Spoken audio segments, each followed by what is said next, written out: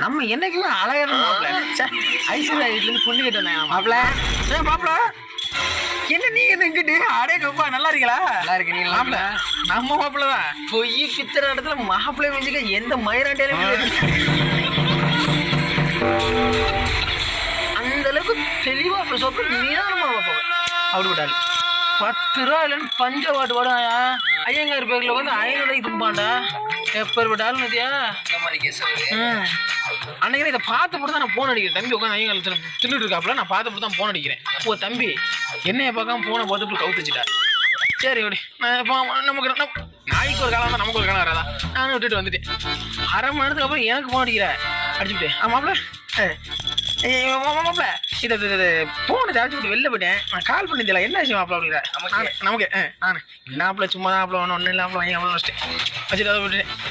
அடுத்த நாள் பொள்ளாச்சி போன வந்து நம்மகிட்ட வண்டி